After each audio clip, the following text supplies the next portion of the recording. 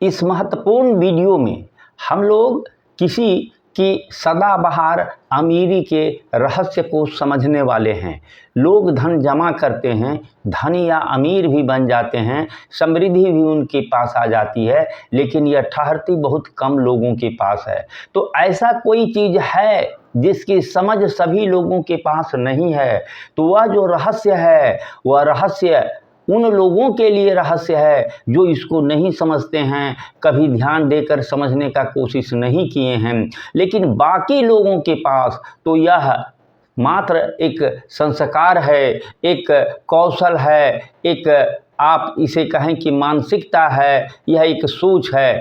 तो इसमें इसे समझने के लिए, इसकी बारीक गहराइयों और बारीक अंतर को समझने के लिए आपको यह वीडियो आपको अंत तक देखना होगा, तब आप सभी बात को स्पष्ट रूप से समझ जाएंगे।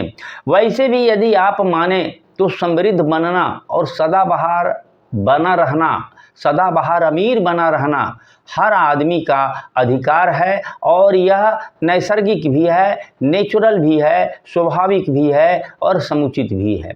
तो ऐसा सभी लोग को करना चाहिए। इसी के लिए, इसी समझ को विकसित करने के लिए मैंने इस वीडियो को बनाया है। तो मुझे विश्वास है कि आप इसे अंत तक बने रहेंगे और इस बारीक को समझेंगे। अब यह है कि लोग सोचिए, कुछ देर ठहर के सोचिए कि धन कमा लेने के बाद, धन जमा कर लेने के बाद भी कोई आदमी अमीर बना क्यों नहीं रहता है। कोई व्यक्ति लॉटरी जीत लेता है फिर भी वह गरीब बन जाता है, अमीर बना नहीं रहता है। तो आप यह जब ठहर करके सोचेंगे तो आप यही आएंगे कि सदाबहार अमीरी का कोई रहस्य है, कोई गूढ़ बात है, कोई मूल बात है, जिसे जानना और समझना सब कोई नहीं शुरू किया है। इसीलिए बहुत से आदमी तो गरीब ही हैं और बहुत से आदमी यदि धनी बनते भी हैं तो उनका धन फिर भी सरक जाता है। तो मैं एक बात पहले भी दोहराया हूँ, फिर दोहरा रहा हूँ कि यह जो रहस्य है यह आपके सोच से है। यह एक प्रक्रिया है जिसे समझना है, यह एक मानसिकता है जिसे हमें विकसित करके मन में बनाए रखना है। यह एक मनोविज्ञान है जो सभी व्यक्ति के साथ लागू हो सकता है। यह एक कौशल है जिसे कोई भी कुशलतापूर्वक सीख सकता है। यह एक संस्कार है जिसे धीरे धीरे विकसित किया जा सकता है। और यह सब यदि है तो इसे समझना या इसे सीखना पड़ेगा, और इसी से आप सदाबहार अमीर बने रह सकते हैं। आप एक बात को और देखें कि सरकार धन पर कैसे नियंत्रण करती है। यदि आप पेशा वाले हैं, नौकरी पेशा वाले हैं, नौकरी पेशा वाले हैं, तो आपको जो धन की प्राप्ति होती है वो सारा आपको आय मान लिया जाता है, और उस पर 1/3 सरकार टैक्स लगा देती है, कुछ सरचार्ज भी लगा देती है, और जो आपके पास बचता है उसका आप आगे का प्लानिंग करते हैं। पेशा यदि आपका कोई कारोबार है तब तो आप खर्च का दायरा उसमें से, चूँकि व्यवसाय का हिस्सा हो जाता है तो उसमें से खर्च को घटा करके जो प्राप्ति बचती है उसको आप आय कहते हैं, और उस पर जो है ये आपको सरकार के द्वारा एक अलग उनको एक लाभ मिला हुआ है जो सरकारी नौकरी या अन्य नौकरी करने वालों को नहीं मिलता है। इसके अलावा आपको मुद्रास्फीति, इन्फ्लेशन और अवमूल्यन, डिवैल्यूएशन को भी समझना होगा। आप इन्फ्लेशन क्या है? इन्फ्लेशन एक ऐसी आर्थिक विधि है कि सरकार कोई कानून बनाए हुए आपका धन को खाती रहती है, आपके धन के वैल्यू को घटाते रहती है। इस व्यवस्था का नाम मुद्रास्फीति है, इन्फ्लेशन है। तो एक और एक ही उपाय है आपको अमीर बनने का या बने रहने का, कि आपके पास जो भी धन है, जो भी वेल्थ एसेट है, उसको पूंजी में, उसको कैपिटल में बदलिए, और कैपिटल में बदलने का आप जो है मानसिकता रखिए। आपको वह सोच रखना होगा, इस कौशल को विकसित करना होगा, इस संस्कार को अपनाना होगा। यही और यही एकमात्र उपाय है। फिर आपको कुछ बारीकी से दोहराता हूँ, अमीर बने रहने का यही सदाबहार अमीर बने रहने का यही एक वैधानिक, लीगल और प्रॉपर तरीका है, कोई अन्य विकल्प नहीं है। इसे आप रोक रोक करके भी कई बार सुने और दिमाग में बैठा लें। तो पूंजी है क्या? पूंजी धन ही है, लेकिन धन वह धन होता है जो उत्पादन करता है। उत्पादन जो होता है वो वस्तुओं के रूप में होता है या सेवाओं के रूप में होता है। तो वस्तुओं और सेवाओं के प्रत्यक्ष या अप्रत्यक्ष उत्पादन में जो सहयोग करता है वही धन पूंजी कहलाता है। जो धन उत्पादक नहीं है वह पूंजी नहीं कहला सकता है, वह पूंजी नहीं हो सकता है। इसीलिए आपको धन का निवेश जो है आर्थिक साधनों में, मतलब उत्पादन, वितरण, विनिमय और उपभोग, संचार के साधनों में लगाना होता है, तभी आपका धन पूंजी बन पाता है। पूंजी ही कमाता है, पूंजी ही लाभ देता है। इसीलिए पूंजी से जो लाभ मिलता है उसका हिस्सा आपको भी मिलेगा।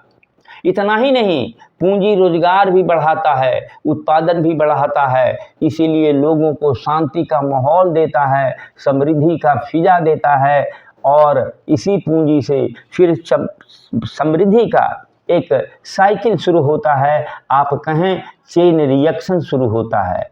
जो आदमी, जो समुदाय या राष्ट्र अपने धन को पूंजी नहीं बना पाता है, पूंजी बनाने के लिए नहीं सीखा है, उसका पतन स्वाभाविक है और पतन उसका निश्चित है। वैसा समाज अवश्य ही गरीबी में रहता है, गरीबी में रहता है, इसीलिए अशिक्षित भी रहता है, अस्वस्थ भी रहता है। इसीलिए ऐसा आदमी अपने परिवार, समुदाय और राष्ट्र का विकास में सहायक भी नहीं होता है। वहाँ अशांति और अराजकता पैदा होता है और यहीं से पूंजी भाग जाती है। आप देखे होंगे उन देशों में, उन इलाकों में पूंजी का निवेश लोग नहीं करते हैं जहाँ अशांति या अराजकता पैदा होता है, अराजकता की स्थिति बनी रहती है।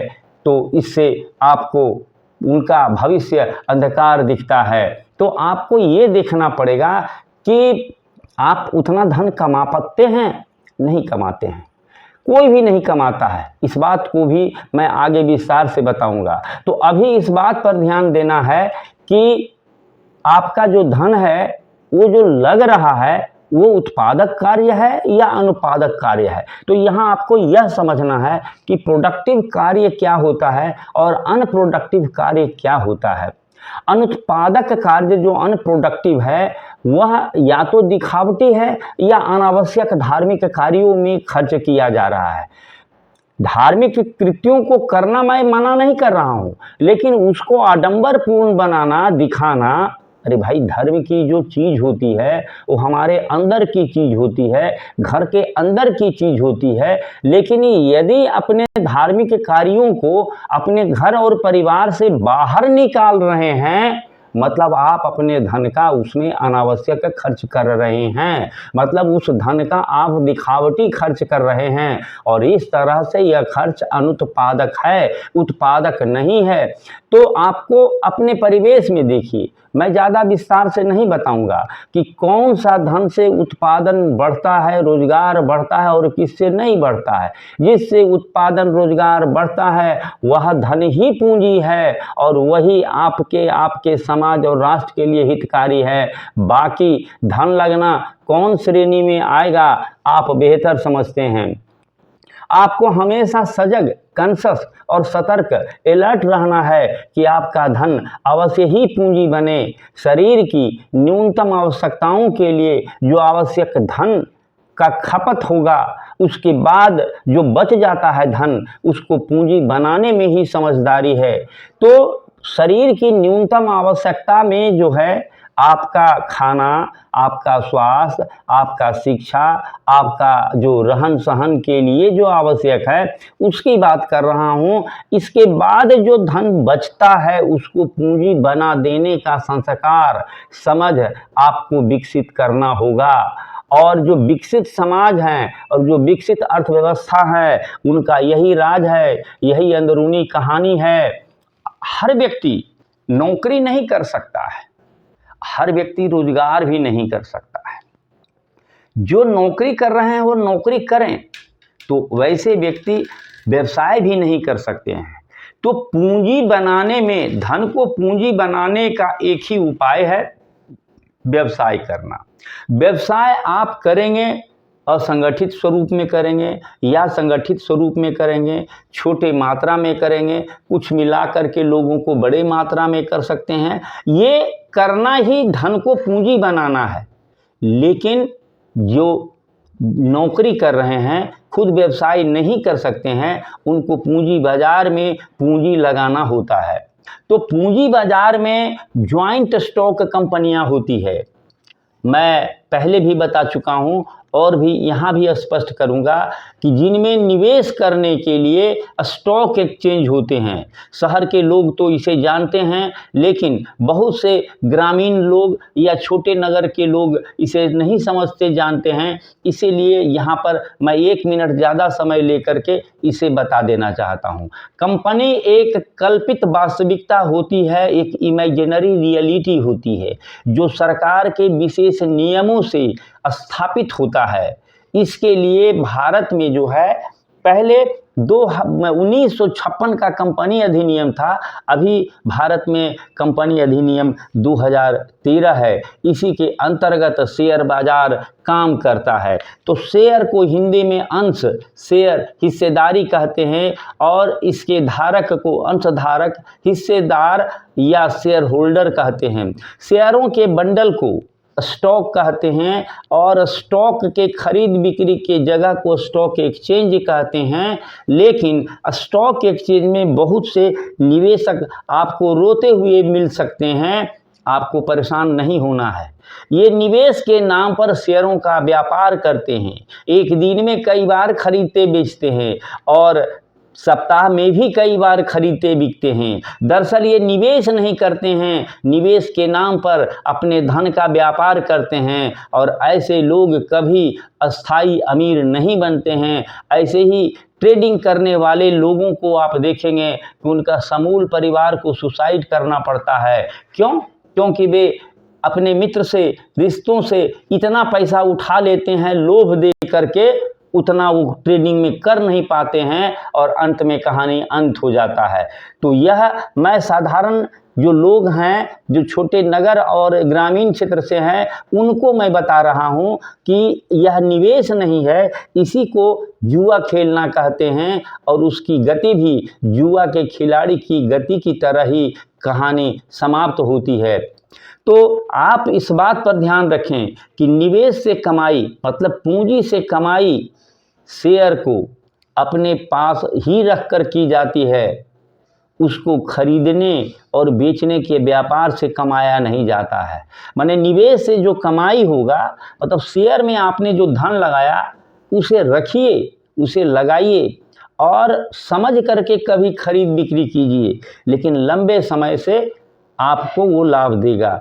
तो यहाँ ये बात है कि हमें कैसे शेयर लगाना चाहिए, कैसे खरीदना चाहिए। तो शेयर बेचने के समय समझदारी नहीं, खरीदने के समय समझदारी दिखाना पड़ता है। आपको देखना यह पड़ेगा कि वह कंपनी लाभांश कितना देती है, मतलब वो कंपनी वर्तमान बाजार, अर्थव्यवस्था के बाजार के किस क्षेत्रों के लिए काम करती है। क्योंकि बाजार में जो मांग होते हैं, डिमांड होते हैं, उसी के अनुसार कंपनियों का परफॉर्मेंस होता है, और उस परफॉर्मेंस के अनुसार वह लाभ विकसित करता है। यदि आप शेयर बाजार के लिए नए हैं तो आप इंडेक्स कंपनियों में करें। भारत में 2 स्टॉक एक्सचेंज है, एक बॉम्बे स्टॉक एक्सचेंज है, जिसमें टॉप उसकी 30 बड़ी कंपनियों को मिला करके जो इंडेक्स बनता है उसको सेंसेक्स कहते हैं, और दूसरा नेशनल स्टॉक एक्सचेंज है, जिसमें 50 टॉप कंपनियों को मिलाकर जो इंडेक्स बनता है उसको 50 मतलब 50 को निफ्टी कहते हैं। तो ये दोनों सूचकांक में जो कंपनियां शामिल हैं वो स्थापित कंपनियां हैं, वो बड़ी कंपनियां हैं। भले वो धीमी गति से चलते रहेंगे, लेकिन वह आपके निवेश को नुकसान नहीं होने देगा, इस बात की भी इसमें गारंटी रहती है। लेकिन यदि आपको यह सब समस्या लग रहा है तो आप डॉक्टर भीमराव अंबेडकर का एक प्रसिद्ध सूत्र याद रखेंगे, एजुकेट, एजिटेट, ऑर्गेनाइज। शिक्षित बनिए, मतलब जैसे शेर का शिक्षा प्राप्त किए, उसका मनन मंथन कीजिए और उसको आप संगठित व्यवस्थित कीजिए। हालांकि रोड छाप लोगों ने इस महापुरुष का जो स्लोगन है एजुकेट, एजिटेट, ऑर्गेनाइज को सीक्वेंस भी बदल दिया है और शब्द भी बदल दिया है। उसको लोग एजुकेट, ऑर्गेनाइज और स्ट्रगल कर दिया है। मतलब जीवन का लक्ष्य जिनका स्ट्रगल होगा, संघर्ष करना होगा, उसको जीवन भर संघर्ष ही मिलेगा, उसको सफलता और समृद्धि कभी नहीं मिलेगा। इस बात को भी आप ध्यान दें।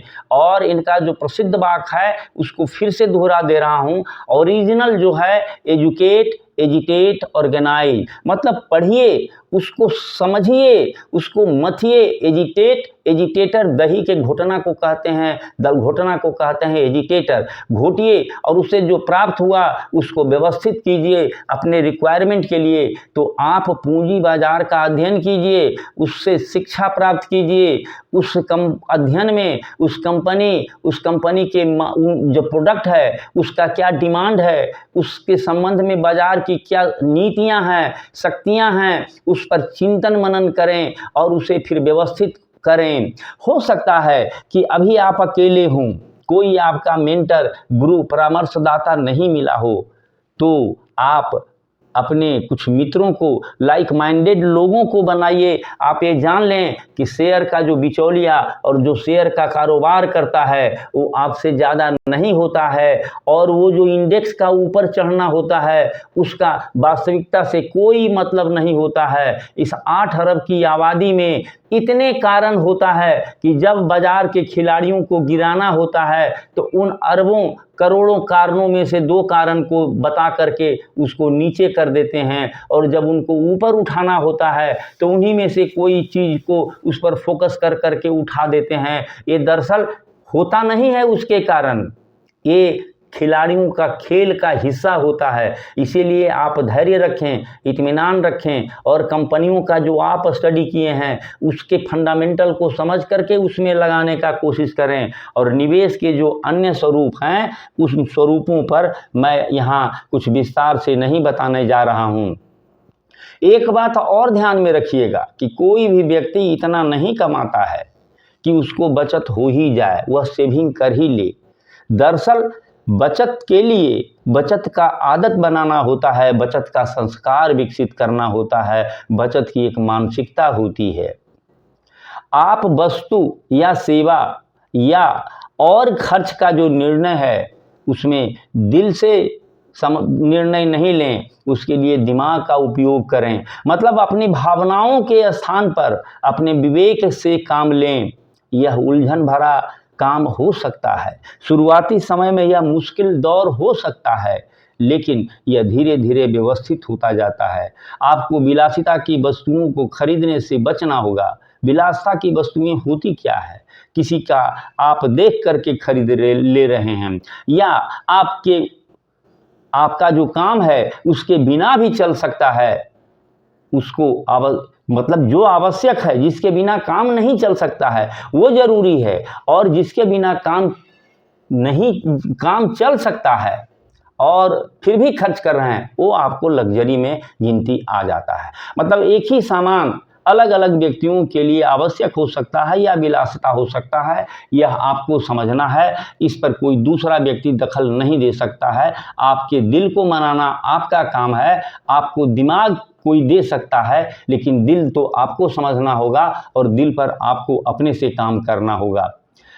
यही लोग जो आज सोई हैं, जो विलासिता का चीज़ खर्च कर रहे हैं, आपसे कल आपकी धन से ईर्ष्या करेंगे। तो आप वैसे वस्तुओं और सेवाओं को खरीदने से बचिए जिसको खरीदने में आज आप टाल सकते हैं। टालना धन को खर्च करने के मामले में तो बहुत उचित है, लेकिन टालना पूंजी के मामले में सर्वथा अनुचित है। मतलब आप टालने का काम धन के मामले में करेंगे, लेकिन पूंजी के मामले में आप टालना उचित नहीं है। अपने व्यक्तित्व के समुचित विकास के लिए आप धन को दीजिए, यह आप में भी निवेश है। ऐसा धन भी पूंजी हो जाता है। इसीलिए शिक्षा और स्वास्थ्य में निवेश को आपको प्राथमिकता में शामिल रखना चाहिए। आपको धन के मामले में लोकप्रिय नहीं बनना है। आपका धन आपका है, इसीलिए ये आपको कोई तोहफा नहीं दिया है। इसीलिए आप जो है लोकप्रिय बनने की फेर में नहीं रहें। धन के मामले में व्यवस्था की जो मजबूरियां होती हैं, जो चिंताएं होती हैं, उसको भी आप समझना है और अपने को संभालना है। और हमेशा इस बात को ध्यान रखना है कि अपने धन को उत्पादक बनाना है। जो धन नहीं बचा पाता है वो कम से कम यह कर सकता है कि जैसे ही उसके पास धन आए 10 से 20% हिस्सा उसको अलग करके पहले ही हटा ले, स्रोत के स्तर पर ही हटा ले और यह समझ ले, यह मान ले कि उसको जो आय है 10 से 20% कम ही है। उसके बाद वह अपने खर्च का, वह अपने प्लानिंग का आदत शुरू करे। धीरे धीरे यह आदत बन जाएगा और आप जो समझ रहे हैं इस बात को, तो आप धीरे धीरे अपने संस्कार को विकसित कर लेंगे। अमीर बनने का या बने रहने का और कोई दूसरा वैधानिक लीगल रास्ता नहीं है। दुनिया में जितने भी अमीर हैं इसी तरह से अमीर बने हैं और बने हुए हैं। तो आप इस सफ़र को मंथन कीजिए, मनन कीजिए और उसे व्यवस्थित कीजिए और शुरू कीजिए। सुनने के लिए धन्यवाद और इसे महत्वपूर्ण वीडियो को शेयर भी करें और सब्सक्राइब भी करें। धन्यवाद।